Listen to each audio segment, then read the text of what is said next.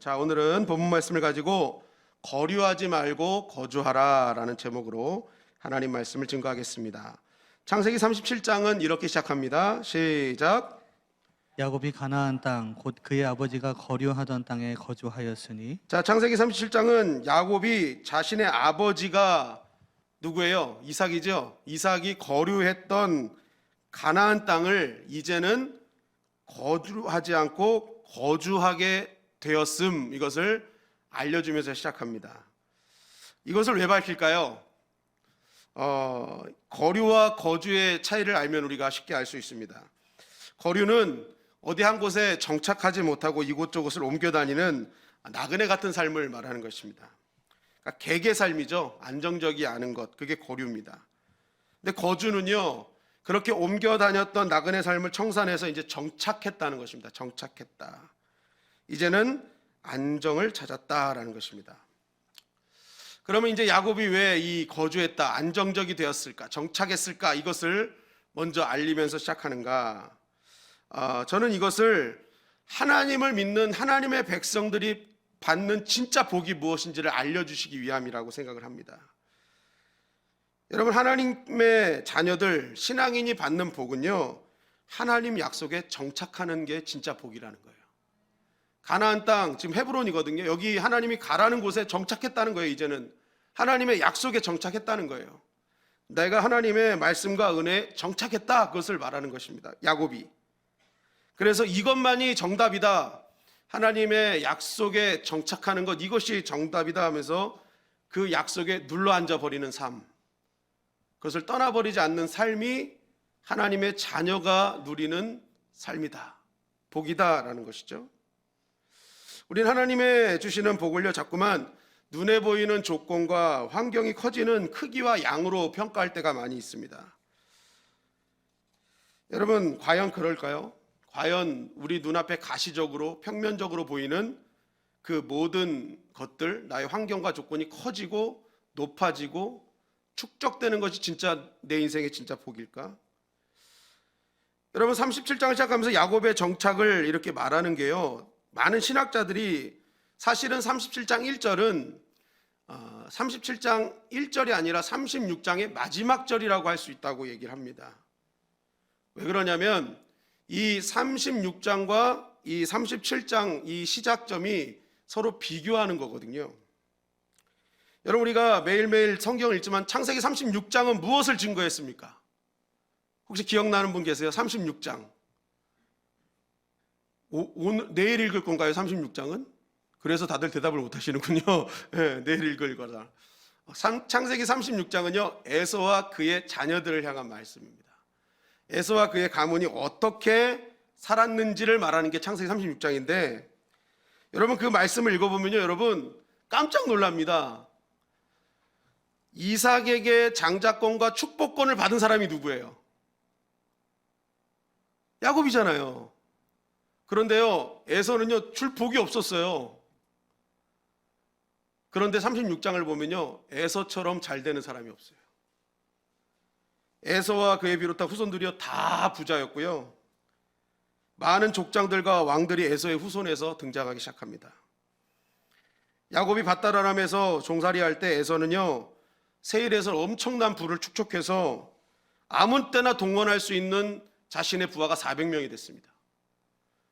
혹시 집에 내가 언제든지 동원할 수 있는 사람 한 명이라도 계신 분? 나 좀 따라와! 그러면 언제든지 예, 알겠습니다 하고 따라오는 사람이 있는 분? 전 그랬다가 너 나가! 그럴 거예요. 너 나가. 근데 에서는요, 아무 때나 동원할 수 있는 사람에게 지금 가자 하면은 그냥 400명이 주르르 따라왔단 말이에요. 목숨 걸고.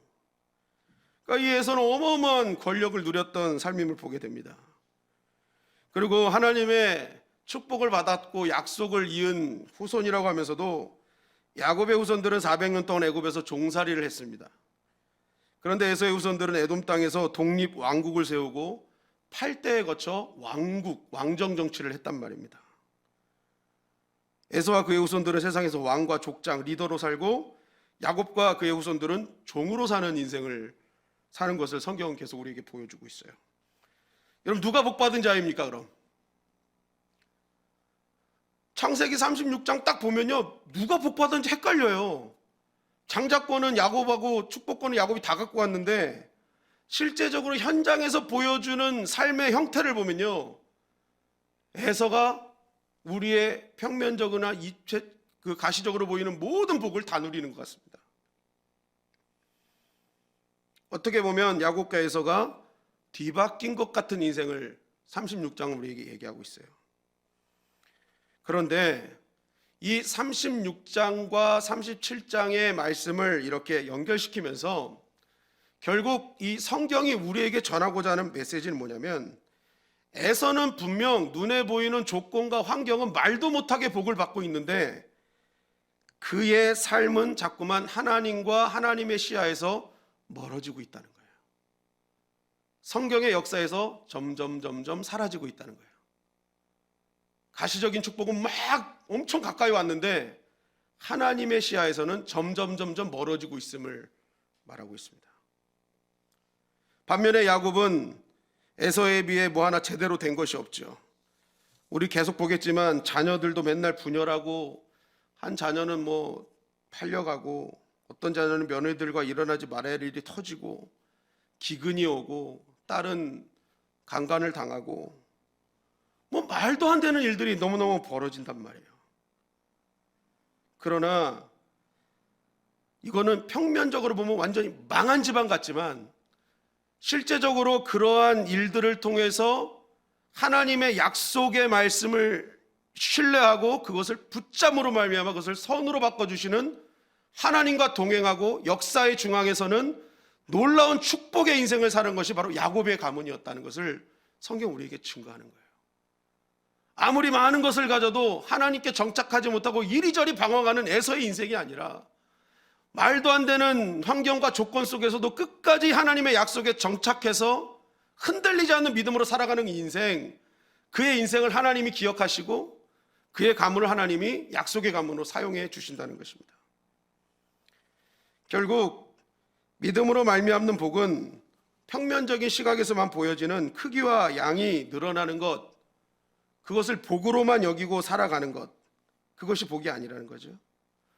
혼란스럽고 말도 안 되는 상황에서도 그 문제를 주관하시는 하나님, 그 문제를 뛰어넘는 역사로 함께 하시는 하나님을 끝까지 붙잡는 인생, 그 사람이 진짜 하나님께서 함께 하시는 복을 누리는 인생이라는 것입니다. 하박국이 질문했죠. 어찌하여 악인이 잘 되는 것입니까?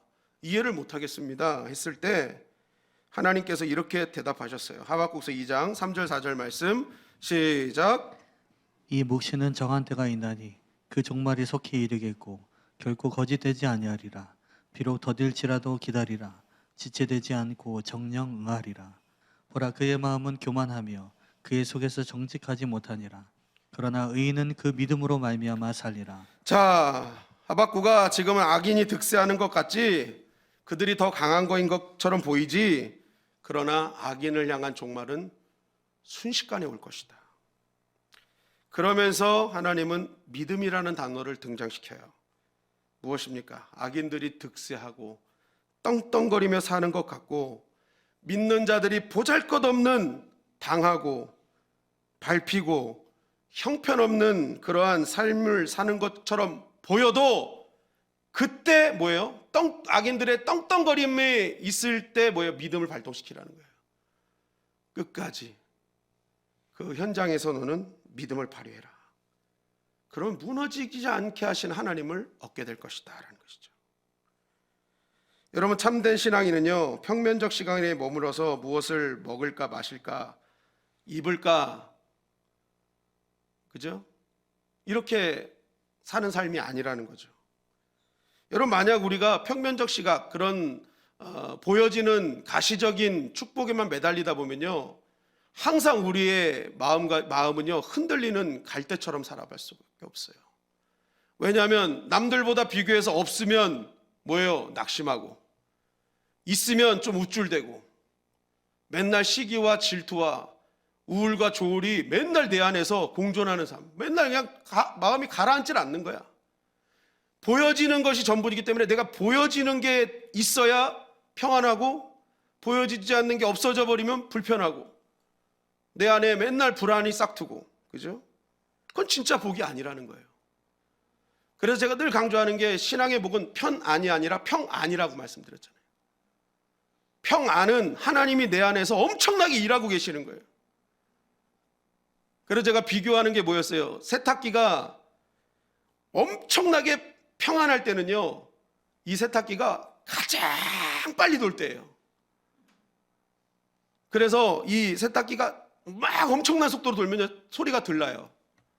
그런데 이 속도가 줄면 어떻게 돼요? 푸동푸동 이렇게 된다 그랬잖아요. 그죠? 요란해진다 그랬잖아요. 맨날 흔들리고.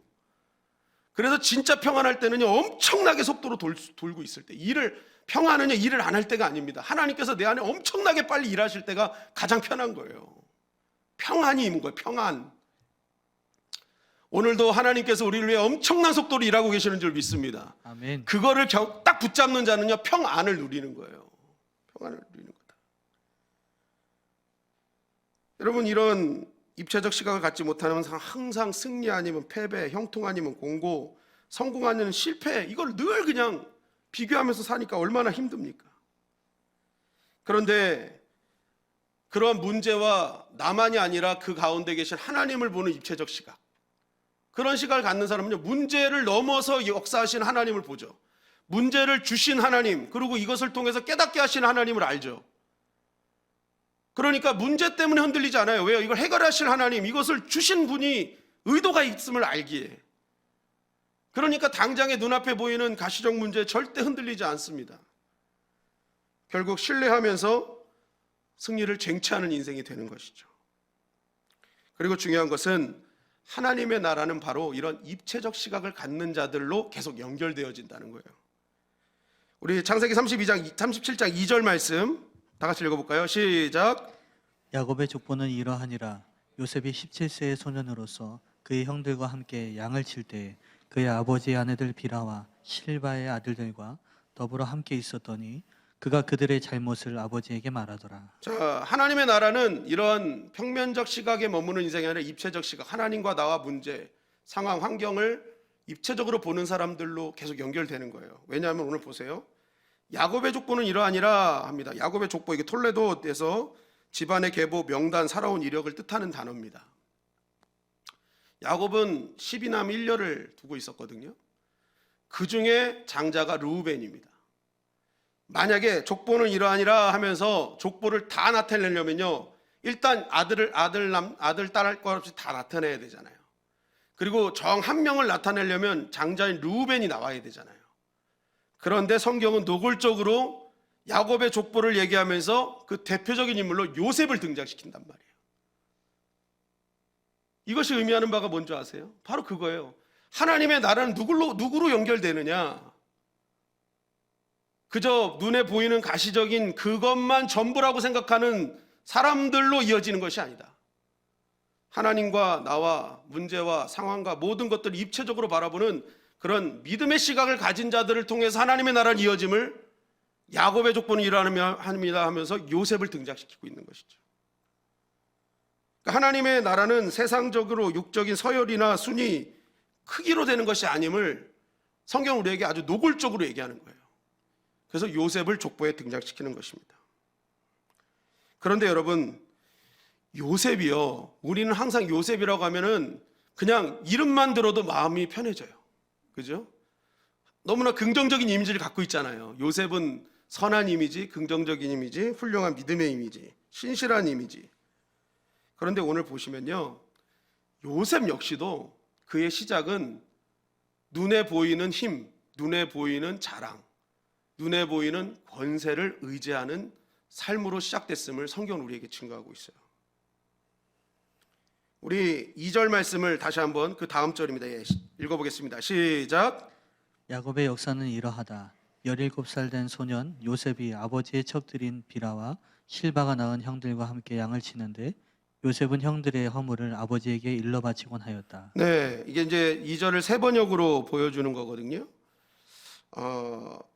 여기서 보면은 요셉이 17세, 이제 거의 뭐 장년이었다. 아주 힘이 넘치는 그러한 소년이었을 때 얘기하는 거예요. 그런 순간이었을 때. 그런데 이 요셉의 성경에 첫 등장하는 거거든요. 17세부터 성경 하나님이 요셉을 기억하시는 해가 17세부터예요. 그런데 그때 등장이 뭐예요? 그의 이미지가 형들의 잘못을 아버지에게 말하는 사람. 요셉의 형들의 허물을 아버지에게 일러 바치는 사람으로 등장하고 있어요. 여기서 잘못이라는 단어가요, 디바탐 라인데요. 디바탐은 천천히 움직이다라는 디바부, 그리고 악한 행실이라는 라가 합쳐진 단어예요. 그러니까 악한 행동을 하는 것을 보고한다. 나쁜 보고라는 거예요. 그래서 영어 성경에 보면 배드 리포트라고 돼 있어요. 배드 리포트. 무슨 말이냐면 나쁜 것만 골라 얘기한다. 나쁜 것만 골라 얘기하는 존재. 우리는 그렇게 얘기할 수 있어요. 아유, 내가 없는 말 했나요? 저 사람 나쁜 일만 골라 하던데요? 이렇게 얘기할 수 있어요. 여러분, 우리가 본 것을 다 말하고 삽니까? 그러진 않잖아요.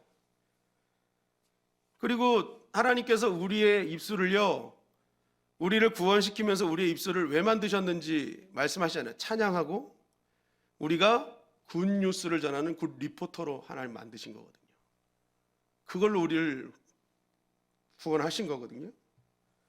그런데 우리가 살리는 전도할 때는 과묵해. 아무 말도 안 해.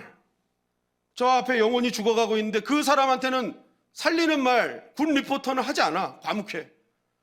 그런데 그 사람이 죽이는 말은 동네방네 떠면서 목숨 걸고 하는 거예요. 지금 요셉이 그렇다는 거예요. 보는 것마다, 나쁜 것마다 다 얘기한단 말이에요. 여러분, 우리는요, 허물을 볼 수 있지만, 새벽에도 말씀드렸지만 믿음의 사람은요, 일 처리 방식이 다른 거거든요. 분노를 분노로 대처하는 게 아니거든요. 우리가 허물을 똑같이 보더라도 세상에서 허물을 본 세상 사람들의 반응과 그 허물을 본 믿는 자의 반응은 반드시 달라야 된다는 거예요. 베드로전서 4장 8절은 우리에게 이렇게 증거하죠. 시작. 무엇보다도 뜨겁게 서로 사랑할지니 사랑은 허다한 죄를 덮느니라. 네, 정말 사랑한다면 뭐예요? 그 허물을 덮는 자라는 거예요. 덮는 자. 그 허물을 덮어주는 게 사랑인 거지. 믿음의 아가페적 사랑이지. 하나님이 원하시는 사랑의 모습이지. 본대로 다 떠벌리고 다니는 게 사랑 아니라는 거죠. 그죠? 오히려 그것을 덮어주고 그 허물을 놓고 기도해주는 인생. 그게 믿음이라는 거예요. 믿음. 물론 살리는 일은 쉬운 게 아닙니다. 우리 여기 병원에서 일하는 청년도 있지만 한 사람 살리기 위해서 얼마나 많은 사람들이 막 붙어야 겨우 한 사람 살리는 거예요. 살리려면요, 어마어마한 시간과 에너지가 투입이 돼야 겨우 한 사람 살리는 거예요. 살리는 게 쉬운 일이 아닙니다. 도미노도 보면은요, 정말 그 엄청난 많은 도미노를 세울 때는요, 며칠 동안 세우는 거예요. 하나. 근데 무너뜨릴 때는요, 그 며칠 동안 세운 거 그냥 1, 2분이면 다 끝나는 거예요. 우리가 한 사람 살리는 게 정말 쉬운 일은 아닙니다. 그러나 하나님께서는 그 어려운 일 하라고 우리를 부르신 거예요. 그것이 우리를 부르신 목적이고 본질이고, 그것을 통해서 진짜 하늘에서 누리는 진짜 기쁨, 내 안에 있는 살아있는 생명을 살린 기쁨을 누리게 하시려고 하나님은 우리의 입술을 통해서 살리기를 원하시는 거예요. 굿 리포터가 되기를 원하신다는 거죠. 그런데 지금 요셉은요, 우리가 알고 있는 요셉이 아니에요. 배드 리포터예요. 나쁜 것만 막 말하고 있어요. 본질에 벗어났고. 그죠? 그런데 왜 이렇게 요셉이 이런 자가 되었느냐는 거예요. 창세기 37장 3절 말씀 시작. 요셉은 노년에 얻은 아들이므로 이스라엘이 여러 아들들보다 그를 더 사랑하므로 그를 위하여 채색 옷을 지었더니. 자, 왜 요셉이 이렇게 형들을 일러바치는 존재, 배드 리포터가 됐는지를 말씀을 하는데, 첫 번째는 요셉은 야곱이 노년에 낳은 아들이래요. 이때가 91세입니다. 91세에 낳은 아들, 얼마나 사랑스럽겠습니까? 거기다가 자신이 너무 사랑해서 14년 동안 봉사해서 결혼하게 된 라헬의 아들이에요. 7년은 속아가지고 레아랑 결혼했고 다시 7년을 더 봉사하면서 얻은 아내 아닙니까? 그 아내에 낳은 베냐민이 지금 있나요? 없나요? 응? 라헬에게서는 요셉과 베냐민이 낳았잖아요. 그러니까 이 요셉이 얼마나 이뻤겠습니까? 사랑하는 부인에게 낳은 아들. 그래서 그를 더 사랑했대요. 더 사랑했다. 더 사랑했는데 그 더 사랑함으로 나타난 행동이 뭐였어요? 채색 옷을 입히는 거였어요. 채색 옷. 여러분 채색 옷이 뭔지 아세요? 채색 옷. 채색 옷 보신 적 있으세요? 우리는 채색 옷이라 그러면 다들 옛날 색동저고리 생각하는 거예요. 색동저고리. 알록달록 도련님 옷. 그죠? 그런데 여러분 여기서 말하는 채색 옷은요, 이런 옷을 말하는 게 아니라 여기서 채색 옷은요, 히브리어로 게토네트 파심이라고 합니다. 게토네트 파심. 그래서 게토네토는 옷이라는 뜻이고 파심은 색을 나타내는 것이 아니라 손목, 발목, 그러니까 손바닥, 발목, 발바닥을 뜻하는 파스의 복수형 파심을 나타내요. 그러니까 게토네토, 이것은 그냥 입는 옷인데 사진 한번 볼게요. 어떤 차이가 있는지. 자, 게토네트는 지금 큰 사람들이 입은 옷이에요. 그리고 게토네트 파심은 작은 아이가 입은 옷이에요. 뭐가 다를까요? 기장이 다르죠. 색의 문제가 아니라 요셉이 입은 옷은요, 길이가 긴 옷이에요. 그 형들의 옷은 다 짧아요. 팔도 짧고 이 길이도 무릎까지 오는데 요셉이 입은 것은 발목, 손목까지 오는 긴 옷을 말하는 거예요. 그러니까 형들이 입은 옷은 게토네트예요, 그냥. 그런데 요셉이 입은 옷은 게토네트 파심이라는 거예요. 그러니까 게토네토는 소매가 없는 옷이에요. 소매가 없는 옷. 왜 이렇게 했을까요? 일하기가 편한 옷이에요. 일하기가 편한 옷이에요. 농업과 목축을 하기에 편한 옷. 일하는 사람이 입는 옷이에요. 그런데 요셉은 게토네토 파심을 입었다는 건 뭐예요? 긴 옷을 입었다는 것은 일하기가 불편한 옷. 그죠? 그러니 이 옷을 입힌 이유가 이제 뭔지 좀 우리 느낌이 오죠? 예, 요셉은 일 안 시키겠다는 거예요. 너희들은 가서 일 열심히 해. 근데 요셉은 얘는 다른 아이야. 얘는 구별된 아이야. 일 안 해도 될 아이야. 여러분, 그래서 게토네토 파심은요, 일하기 불편한 옷이기 때문에 당시에 일꾼이 입는 옷이 아니라 일꾼을 감독하는 자들이 입는 옷이었습니다. 높은 사람들이 입는 옷이 게토네토 파심이었어요. 결국 야곱은요, 요셉에게 이 게토네토 파심을 입히면서 암암리의 형들의 감독자로 세운 거예요. 그래서 창세기 37장 14절에 보니까 야곱이 요셉에게 뭐라고 얘기했는지 한번 읽어보세요. 시작.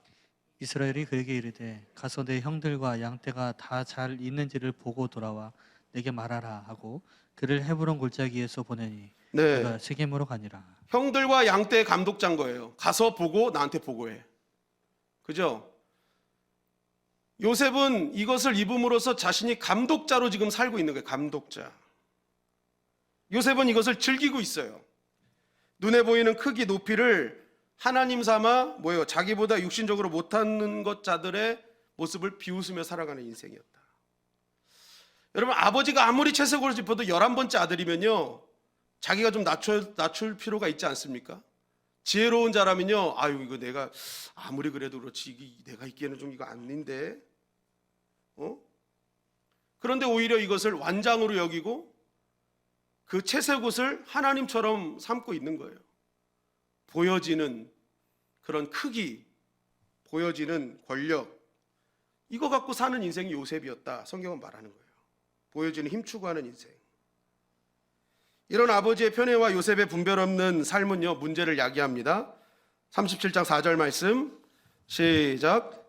그의 형들이 아버지가 형들보다 그를 더 사랑함을 보고 그를 미워하여 그에게 편안하게 말할 수 없었더라. 이런 아버지의 편애는 요셉이 형들의 미움을 받는 결정적 원인이 됩니다.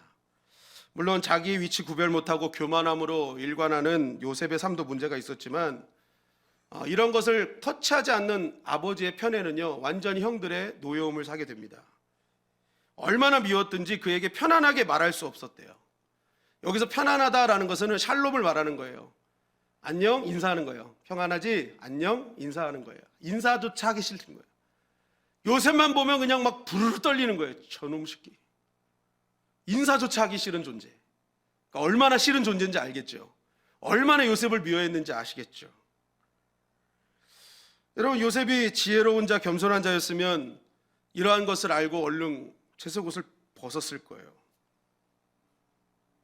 아무리 자기를 가시적으로 높여주고 뭔가 대단한 것처럼 만드는 옷이지만 결국 그 옷을 인해 관계가 무너지고 구덩이로 빠질 원인을 주는 옷이라면, 그것을 알았다면 사실 벗지 않았을까요? 그럼에도 불구하고 요셉은 뭐예요? 그러한 분위기 속에서도 계속 요셉 이 채색 옷을 탐하는 거예요. 내가 높은 거야. 난 힘이 있는 존재야. 그죠? 이런 상황 속을 살아가면서 결국 뭐예요? 더 거기다 기름을 끼얹는 일이 벌어지는 거죠. 창세기 37장 5절 6절 말씀 시작. 요셉이 꿈을 꾸고 자기 형들에게 말하매 그들이 그를 더욱 미워하였더라. 요셉이 그들에게 이르되 청하건대 내가 꾼 꿈을 들으시오. 네, 이렇게 형들이 막 인사조차 하기 싫고 막 부르르 떨고 막 증오하는 그 순간에 가가지고 형들 내가 꿈을 꿨는데 한번 들어보라고. 물론 지금 요셉이 꾼 꿈은요, 정말 이거는 신기한 꿈이에요. 요셉이 볼 때도요, 이거는 뭔가 계시적인 꿈이고 뭔가 이거는 그냥 자기가 꾼 어디서 높은 데서 떨어져서 키 크는 개 꿈이 아닌 거야. 여태까지 꿈과는 뭔가 차원이 다른 꿈을 꾼 거예요. 그런데 그 꿈이 뭐였어요? 곡식단이 있는데 요셉의 단은 서 있고 형들의 단은 요셉에게 절하고 있다는 꿈을 첫 번째 꾼 거예요. 여러분, 집안 분위기가 이런데 아무리 기가 막힌 꿈이라고 해도 이걸 말해가지고 분위기가 더 안 좋아질 것 같으면 말 안 하는 게 상식이잖아요. 그죠? 좀 관계가 좋아지고 얘기하든지. 근데 요셉은요, 그런 상식이 없어요. 뭐 자기한테 인사도 안 하고 그러는데도 가가지고 야, 형들이 나한테 절하던데? 이러는 거예요. 형들이 나한테 절하던데. 뭐 이제 뭐 불난 집에 지금 부채질하고 막 더 기름 끼얹는 일이 벌어진 것입니다. 그리고 그 다음엔 더 심각하죠. 해와 달과 11별이 자기 함께 절하더라. 아버지 어머니까지 나한테 절하던데? 얘기를 하는 거예요. 이건 뭐 집안이 발칵 뒤집힐 일이었습니다. 뒤집힐 일. 여러분, 이거는 분명한 계시의 꿈이 맞죠. 왜냐하면 우리가 나중에 될 일을 보잖아요. 곡식으로 인해서 그 부모와 형제들이 와서 절하잖아요. 그 음식 문제로 와서, 곡식 문제로 와서 결국 절하게 되잖아요. 그러니까 이거는 굉장한 계시의 꿈이었다는 게 맞아요. 곡식 문제로 인해서 절할 일이 생기는 거. 그런데 이것은 사실은 아무리 계시적인 말이라 할지라도 하지 말았어야 되는데 요셉은 지금까지도 뭐예요? 아직까지도 그러한 부분들을 깨닫지 못하고 있다. 그런데 중요한 것은 창세기 37장 11절은 이렇게 우리에게 증거하고 있어요. 다 같이 한번 읽겠습니다. 시작. 그의 형들은 시기하되 그의 아버지는 그 말을 간직해 두었더라. 자, 형들은 그것을 시기했어요. 왜요? 형들 눈에는 항상 뭐예요? 그 채색옷이 기분 나쁜 거예요. 그 채색옷은 내 거야 되는 거예요. 그러니까 형들은 평면적인 축복에 매달린 사람들이죠. 그 명예, 그 크기, 힘, 그거 내 거야 되는데 내 게 아니니까 그거 갖고 시기 질투하는 거예요. 그러니까 이 꿈이 갖고 있는 영적 계시를 깨닫지 못해요. 그런데 야곱은 하나님을 베델에서 만났고 야복강가에서 만났습니다. 그러니까 이 꿈을 듣는 순간 뭐예요? 영적으로 깨닫는 거예요. 아, 이거는 진짜 뭔가 계시가 있는 꿈이다. 그러면서 아버지는 그것을 간직하게 된 거죠. 영적으로 깨어있는 자만이 아는 계시였던 거예요. 근데 중요한 것은 이 꿈을 꾼 후에 요셉의 시각이 달라지기 시작했다는 것입니다. 분명 요셉은요, 아직 채색옷을 입으며 그 채색옷의 능력, 그 힘을 의지하고 있지만 이 꿈을 꿈으로 인해서 실제적으로 이 안에 분명히 담겨진 하나님의 계시가 있음을 나름 경험하게 돼요. 그래서 이때부터 요셉의 삶의 전환점이 이루어지는 것입니다. 여러분, 그러면 이제 이러한 계시적 꿈을 꾼 요셉, 정말 하나님의 특별한 은혜를 경험한 요셉, 이제 일이 쫙쫙쫙 대로처럼 풀려져야겠죠. 그런데 이 꿈을 꾸고 난 뒤에 어떤 일이 벌어졌는지를 창세기 37장 18절부터 20절은 우리에게 이렇게 증거해요. 시작. 요셉이 그들에게 가까이 오기 전에 그들이 요셉을 멀리서 보고 죽이기를 꾀하여 서로 이르되 꿈꾸는 자가 오는도다. 자, 그를 죽여 한 구덩이에 던지고 우리가 말하기를 악한 짐승이 그를 잡아먹었다 하자.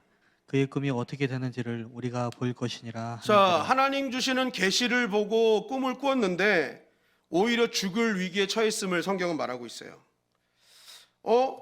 이런 은혜 받으면 풀려야 되는데, 이런 경험을 하면 내 인생은 막 대로처럼 열려야 되는데, 그런데 오히려 더 막막한 일이 벌어지고 있다는 것입니다. 뭐예요? 구덩이에 들어가는 일. 여기서 말하는 구덩이는 물구덩이 말하는 거군요. 물구덩이. 한 3m, 4m 깊이에 있는 물구덩이. 그래서 비가 오면 물이 가득 채워지는 물구덩이에요.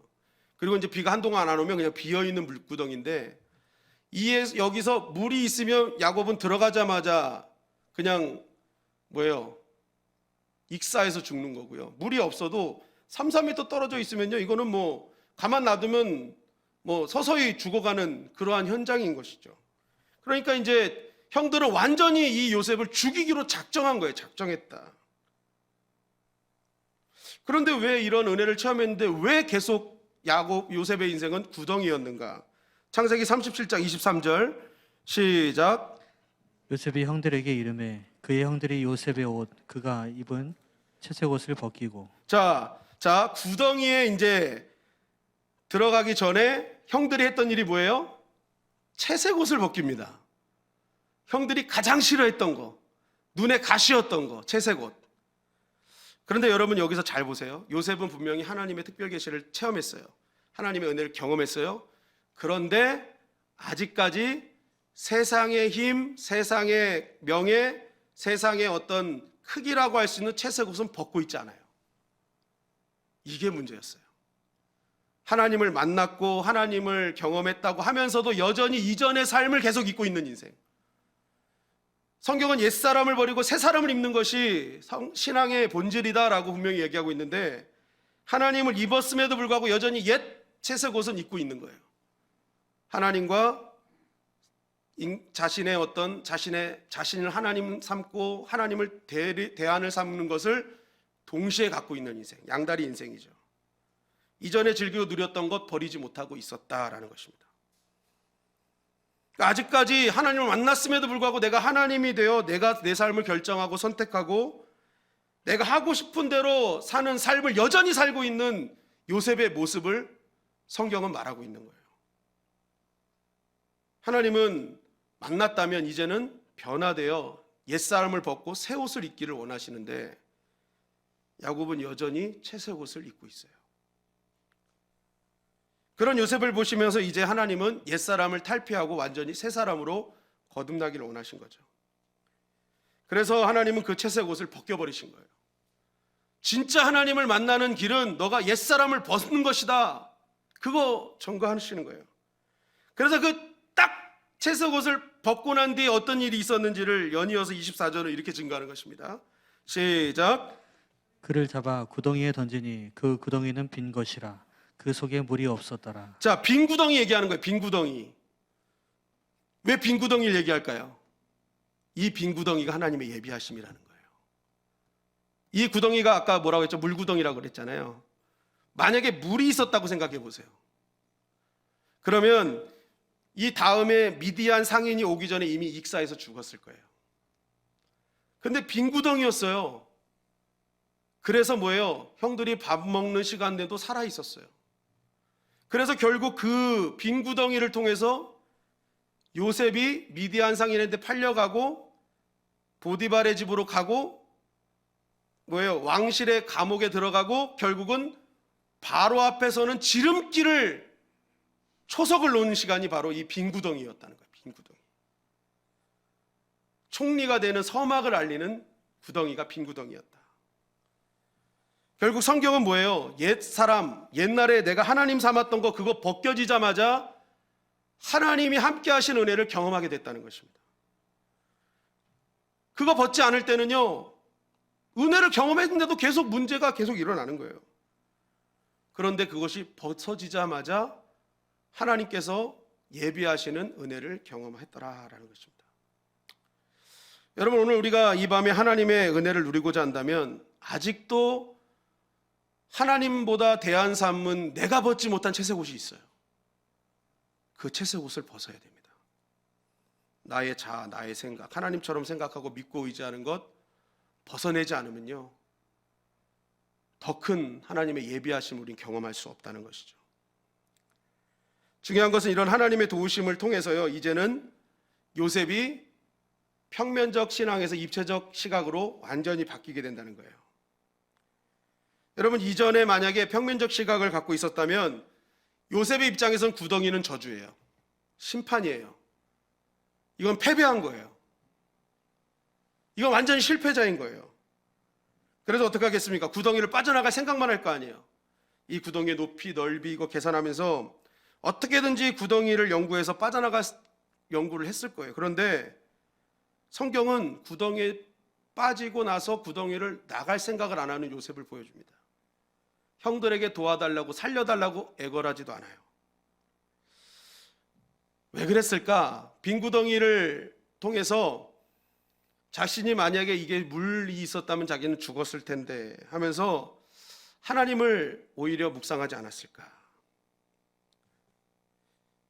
여러분, 구덩이는요, 우리의 삶에 늘 다가오는 존재일 뿐이에요. 그래서 우리의 삶을 맨날 구덩이를 연구하고 구덩이를 묵상해서 어떻게 해결할까 하다 보면요, 인생을 허브하게 되는 것입니다. 왜냐하면 구덩이는 크기도 다르고 높이도 다르고 구덩이의 질도 다르고 다 달라요. 그러면 구덩이 빠질 때마다 구덩이 연구해야 돼. 그럼 맨날 구덩이 연구하다가 인생 망하는 거예요. 인생 헛사는 거예요. 중요한 건 뭐예요? 그 구덩이를 주시고 그 구덩이에서 건지실 하나님을 묵상하는 거죠. 그 하나만 생각하는 거예요. 하나만. 그게 뭐예요? 정착이라는 거예요. 거주한다는 거예요. 이거 저거 방황하고 그런 거류하는 게 아니라 오직 하나님께 정착해서 하나님을 묵상하는 그 인생, 그죠? 그 인생이 이기는 인생이라는 것이죠. 이 구덩이에서 하나님 얼마나 묵상했겠습니까? 하나님, 당신을 믿습니다. 하나님은 이 구덩이를 준비하셨고 또 살리는 구덩이를 준비하셨고 이것을 건지실 것이고 앞으로 나의 인생을 하나님이 더 책임져 주실 줄 믿습니다. 딱 기도했는데 여러분, 뚜껑이 열리는 거예요. 그리고 위에서 밧줄이 내려옵니다. 여러분, 그 기분 어떨까요? 여러분들이 막 기도했어요. 딱 해서 하나님 해주실 줄 믿습니다. 아멘 했더니 막 정말 막 그 기도가 막 역사되는 게 막 보이는 거예요. 그럼 막 여러분 할렐루야 아멘 하지 않을까요? 그랬을 거예요. 지금 그런 상황이 벌어진 거예요. 할렐루야 아멘 하고 그 밧줄을 타고 올라갔어요. 막 형들이 미안하다 요셉아, 내가 잘못했다 하면서 안 해줄 걸 기대하면서 딱 올라갔더니 이 밧줄이 아닌 미디안 상인의 밧줄이 기다리고 있는 거예요. 분명히 채색옷을 벗어서 빈 구덩이를 예비하신 하나님을 묵상했는데, 그래서 뚜껑이 열려서 밧줄이 나와가지고 이야 하나님 살리신다 하고 올라갔는데 미디안 상인의 밧줄이 날 감고 있는 거예요. 그리고 또 다른 구덩이로 데리고 가는 거예요. 종살이로 데리고 가는 거예요. 얼마나 이게 말도 안 되는 일이 벌어지는 것입니다. 은 20에 애굽으로 팔려가는 요셉. 기도했는데 은혜를 구했는데 더 나쁜 결과가 일어나고 있는 거예요.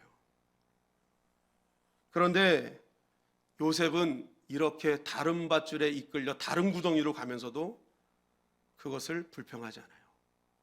이것이 바로 믿음이고 이것이 바로 하나님의 신실한 역사를 경험하는 시점이 된다는 것입니다. 또 다른 구덩이에 갈지라도 하나님의 계획은 준비되어 있다. 하나님은 여전히 나를 살리신다라는 신뢰를 바탕으로 가는 걸음. 그죠? 그 하나님만을 계속 묵상하는 그 평면적 시각, 아니 입체적 시각. 결국 이러한 신뢰로 갔던 요셉의 리포터는 이렇게 달라지는 거예요. 창세기 45장 5절 말씀. 당신들이 나를 이곳에 팔았다고 해서 근심하지 마소서, 한탄하지 마소서. 하나님의 생명을 구원하시려고 나를 당신들보다 먼저 보내셨나이다. 늘 배드 리포터, 안 좋은 것만 얘기했던 상대방을 죽이고 상대방을 상처 주고 하는 그러한 리포터가 이제는 하나님의 구원을 얘기하는 리포터로 바뀌었어요. 창세기 50장 20절 21절 다 같이 한번 읽어볼까요? 시작. 당신들은 나를 해하려 하였으나 하나님은 그것을 선으로 바꾸사 오늘과 같이 많은 백성의 생명을 구원하게 하시려 하셨나니 당신들은 두려워하지 마소서. 내가 당신들과 당신들의 자녀를 기르리이다 하고 그들을 간곡한 말로 위로하였더라. 네, 완전히 입술의 고백이 달라졌죠. 배드 리포트, 나쁜 것만 이야기하던 이 요셉이 채색 옷을 벗고 신실하신 하나님께 정착하고 믿음으로 신뢰하며 나아갔더니 먼저 가서 살리시는 하나님을 경험하게 되고 결국 그 살아계신 하나님을 증거하는 굿 리포터로 서게 되더라라는 것입니다. 여러분, 오늘 이 밤 우리가 오늘 이 말씀을 통해서 붙잡아야 될 것이 무엇일까요? 혹시 아직도 벗지 못한 채색 옷이 있다면 벗자는 거예요. 아직도 하나님을 믿으면서도 양다리 걸쳐 있고, 그죠? 하나님 삼고 있는 그 모든 것 이제 벗어버리자는 거예요. 그리고 하나님을 신뢰하자는 것입니다. 그리고 하나님의 약속에 정착하자는 거예요. 보이고 가시적인 것, 그것 때문에 맨날 흔들리고 이리뒤뚱 저리뒤뚱하는 거류하는 삶 살지 말고 이제 정착하는, 하나님의 약속에 정착하는 삶 살아서 실제적으로 우리 미래를 정착케 하시는 그 하나님의 은혜를 경험하자는 것입니다. 여러분, 오늘 이 밤 우리의 채색 옷을 벗읍시다. 아직까지 하나님보다 더 하나님처럼 여기는 것이 있다면, 아직까지 하나님을 내 인생의 계산에 넣지 않고 있다면 그 하나님을 내 인생의 계산법에 넣고 신뢰하는 사람, 그것이 채색 옷을 벗은 사람이요, 결국 그러한 인생을 통해 하나님은 우리의 인생을 정확하게 정착시켜 주실 거예요. 오늘 이 말씀을 붙들고 승리하는 저와 여러분들이 되시기를 주님의 이름으로 간절히 축원합니다. 아브라함의 하나님, 이삭의 하나님, 야곱의 하나님의 은혜가 저와 여러분들에게 임하게 될 것입니다.